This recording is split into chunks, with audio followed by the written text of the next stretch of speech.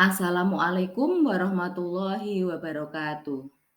Salam dan bahagia Bapak Ibu calon guru penggerak. Perkenalkan, nama saya Puji Astuti. Saya adalah guru dari SMP Negeri 5 Bojonegoro, calon guru penggerak angkatan kelima Kabupaten Bojonegoro. Pada kesempatan ini, saya akan memaparkan tugas 1.1 tentang koneksi antar materi, refleksi, dan kesimpulan pemikiran Ki Hajar Dewantoro. Sebelum mempelajari modul 1.1 tentang pemikiran Ki Hajar Dewantoro, saya pernah memiliki beberapa asumsi tentang murid dan pembelajaran. Di antaranya adalah murid itu merupakan objek dalam pembelajaran dan guru adalah aktor utama yang banyak mengambil peran dalam pembelajaran. Saya kadang lupa bahwa murid-murid saya itu bukanlah sebuah kertas kosong yang bisa saya coret-coret sesuka hati saya. Dulu saya juga berpikir bahwa keberhasilan sebuah pembelajaran hanya diukur dari deretan angka. Maka saya selalu menggunakan peringkat kelas untuk mengukur keberhasilan murid-murid saya. Padahal murid-murid saya itu memiliki bakat dan minat masing-masing yang tentunya tidak bisa disamakan dengan yang lain. Sebelum mempelajari modul ini, dulu saya juga berpikir bahwa ancaman dan hukuman adalah salah satu cara paling ampuh untuk menanamkan karakter pada murid. Padahal kepatuhan yang mereka tunjukkan kepada saya itu belum tentu karena mereka sadar atau paham akan peraturan yang saya terapkan. Bisa jadi kepatuhan yang ditunjukkan oleh murid saya itu karena mereka takut terhadap ancaman dan hukuman jika mereka melanggar peraturan yang telah saya buat. Nah, setelah saya mempelajari modul 1.1 tentang pemikiran Ki Hajar Dewantoro, ada beberapa perubahan pemikiran yang saya dapatkan, yaitu yang pertama, pendidikan itu adalah menuntun.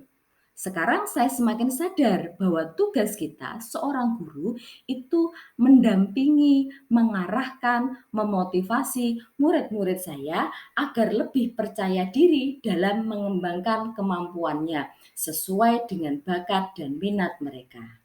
Murid-murid itu bukanlah sebuah kertas kosong, tetapi murid-murid itu sudah membawa sebuah kertas gambar yang berisi dengan sketsa-sketsa masing-masing yang siap untuk ditebalkan. Nah, tugas kita sebagai seorang guru adalah menuntun mereka untuk menebalkan, mewarnai sketsa-sketsa tersebut agar tampak lebih indah, namun sesuai dengan konsep awal yang mereka bawa masing-masing.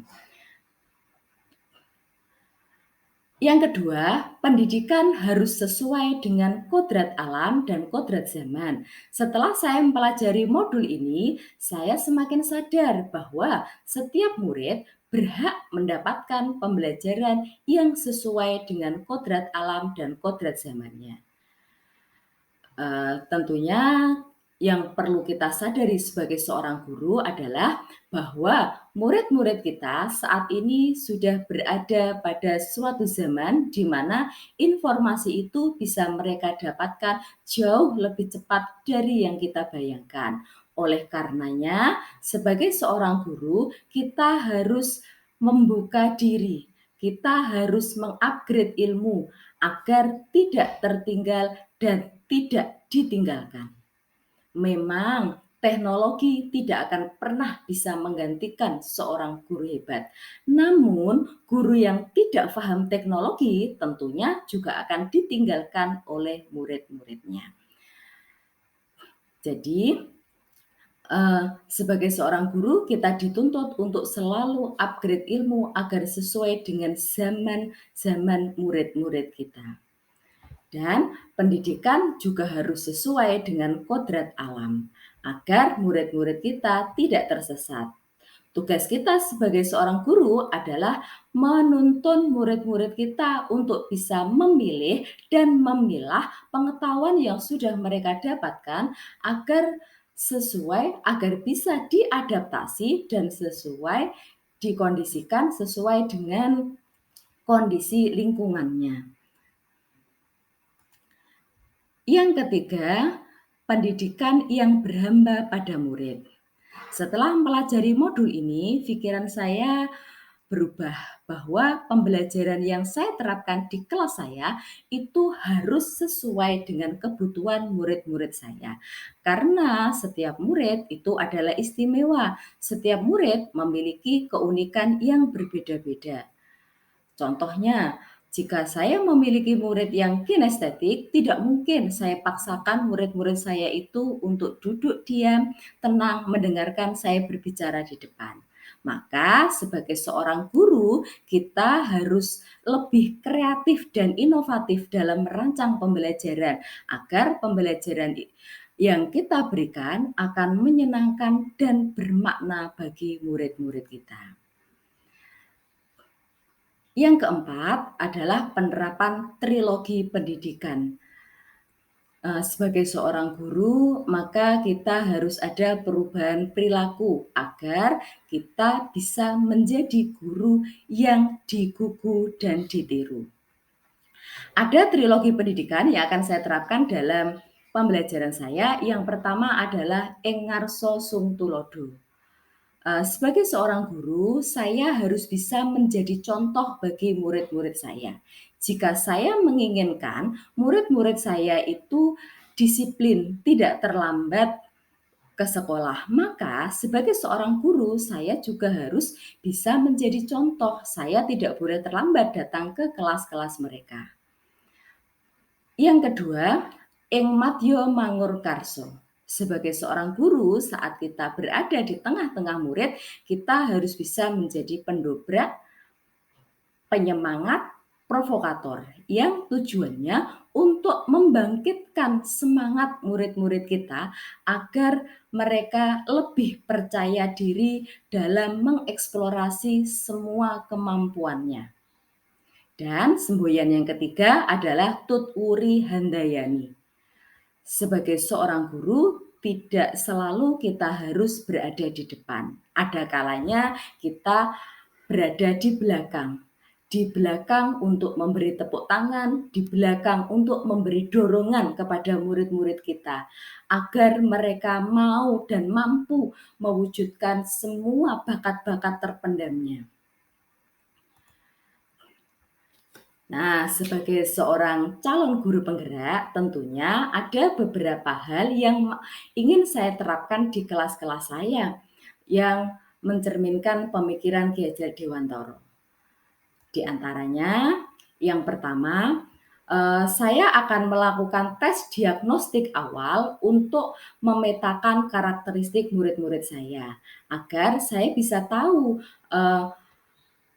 karakteristik murid saya ini termasuk dalam kemampuan yang mana?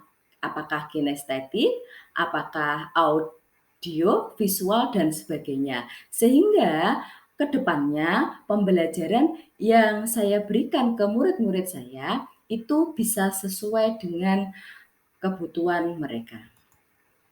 Yang kedua, saya juga akan mendesain model atau media pembelajaran yang menyenangkan dan berpusat pada siswa.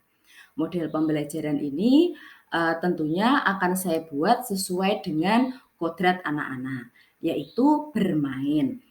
Saya akan membuat model pembelajaran yang memfasilitasi mereka untuk belajar tetapi dengan cara bermain. Pun model pembelajaran yang saya buat atau media pembelajaran yang saya buat itu juga akan mengutamakan pembelajaran yang berpusat pada kodrat zaman murid-murid saya, yaitu zaman era teknologi. Pembelajaran yang saya buat nantinya akan banyak memanfaatkan atau memaksimalkan dalam penggunaan teknologi.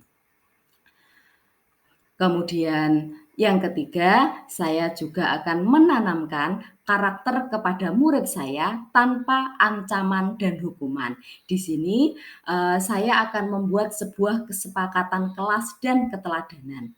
Misalnya kesepakatan kelas bahwa kapan HP itu bisa digunakan.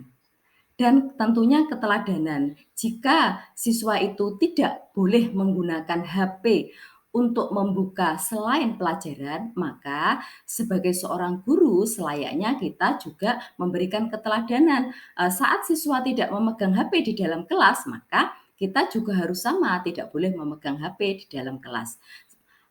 Karena guru adalah sebuah role model yang akan selalu dicontoh oleh murid-muridnya. Demikian apa yang bisa saya sampaikan, mudah-mudahan ada manfaatnya. Terima kasih, salam dan bahagia, salam guru penggerak. Wassalamualaikum warahmatullahi wabarakatuh.